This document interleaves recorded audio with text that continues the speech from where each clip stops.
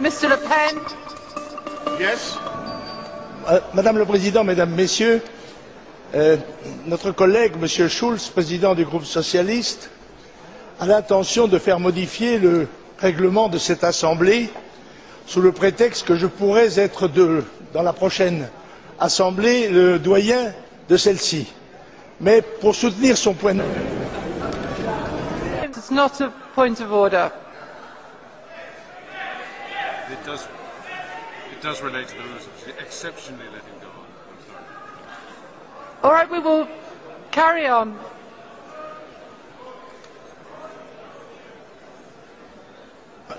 Madame le Président, Mesdames, Messieurs, Monsieur Schulz a articulé à cette occasion des affirmations diffamatoires et m'a accusé du crime de blasphème.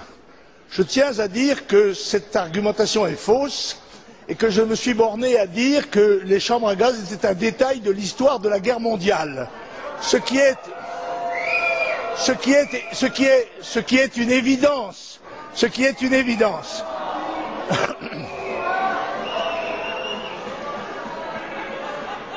Je rappelle que, à cette occasion, Madame le Président, j'ai été condamné à 200 000 € de dommages et intérêts,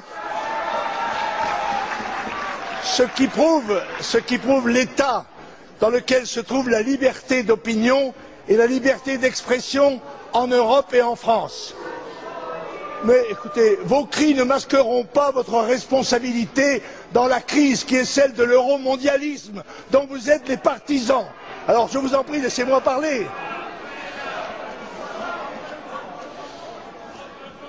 Je demande donc, oui, je demande, Madame le Président, au président du groupe socialiste de bien vouloir formuler des excuses pour une accusation qui est mensongère. Voilà. Alors Marine Le Pen, bonsoir. Bonsoir. Merci d'être là et d'avoir accepté notre invitation. Immédiatement, évidemment, une réaction, c'est-à-dire que est-ce que vous vous désolidarisez, est-ce que vous désapprouvez les propos de votre père, est-ce que vous les condamnez? Vous savez, Monsieur Motet, je me suis déjà exprimé sur ce sujet. Je me suis exprimé à de multiples reprises, et puisque c'est moi qui suis invité aujourd'hui, hein, et non lui, j'aimerais, si vous me le permettez, puisque nous sommes, je crois, à tort, honnêtement, accusés de négationnisme, je voudrais vous lire deux phrases. Pourquoi à tort? On en parlera. Ouais, si vous me direz après pourquoi on a à un tout tort. petit peu de temps pour une fois. Deux phrases de mon livre. Vous voyez, je ne l'ai pas écrit hier, ni ce contre-flot. matin en arrivant, mais il y a maintenant un peu plus de 4 ans. Je ne me suis jamais senti et ne me sentirai jamais de point commun avec une idéologie au nom de laquelle on a envoyé des femmes et des enfants à une mort certaine, pas plus que je ne m'en sens avec ceux qui la défendent. Déporter des femmes, des vieillards et des gosses dans le but de les exterminer ne peut avoir aucun début de justification et démontre sans discussion aucune la barbarie absolue de ce système politique. Je crois que c'est très clair. Si ça pouvait clore ce sujet, ça serait bien, mais je sais que ça ne le clora pas. Mais vous savez bien que non, parce qu'il s'agit de voir et d'écouter ici, puisque vous avez le temps de vous exprimer, puisque c'est important pour vous, c'est important pour nous tous, si vous désapprouvez ces propos clairement, nettement, si vous oui ou non, c'est tout. Encore une fois, j'ai dit en quelque sorte que ces propos démontraient que j'avais une influence qui était très surévaluée sur mon père, parce qu'on dit beaucoup que j'ai une influence politique sur lui. C'est vrai que oui, mais... voilà, bon. Mais je voudrais je peux donner une explication. Est-ce que c'est utile ou est-ce qu'il faut la condamnation immédiate? Jean-Marie Le Pen, est-ce que je peux dire quelque chose? Jean-Marie Le Pen n'a jamais nié aucun des événements de la Seconde Guerre mondiale. Jean-Marie Le Pen, vous le savez, a perdu son père à 14 ans, qui a sauté sur une mine allemande.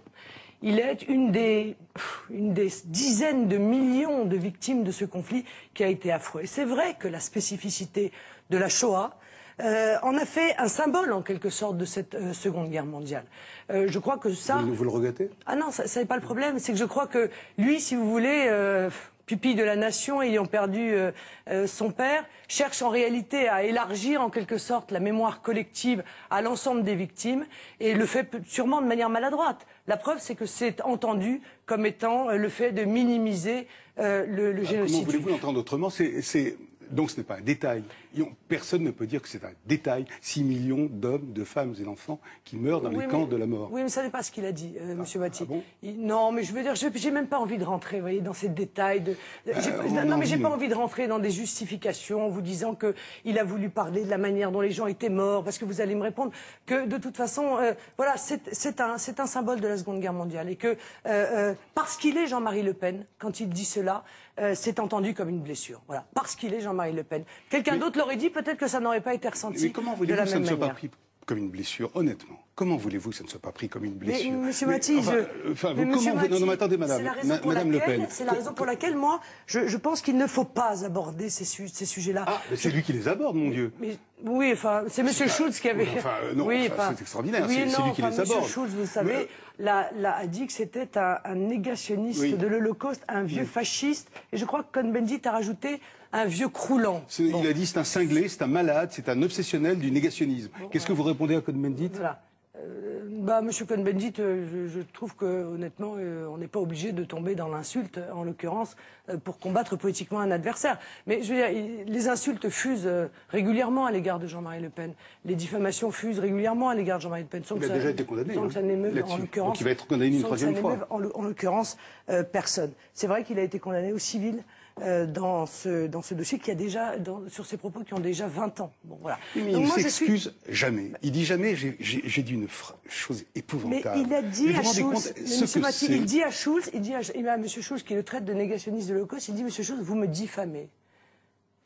C'est donc, il considère qu'il n'est pas négationniste et qu'il ne nie pas, ni la réalité du génocide juif, ni encore une fois l'ensemble des événements de la Seconde Guerre mondiale. Enfin, moi, je voudrais moi aussi, j'aimerais bien clore ce sujet, mais vous savez que ça ne passera pas. Ça ne passera pas, vous savez très bien. Je vous demande, encore une fois, devant nos caméras, si vous désapprouvez les propos de votre père. Monsieur Moati, c'est riposte ou c'est fait entrer l'accusé?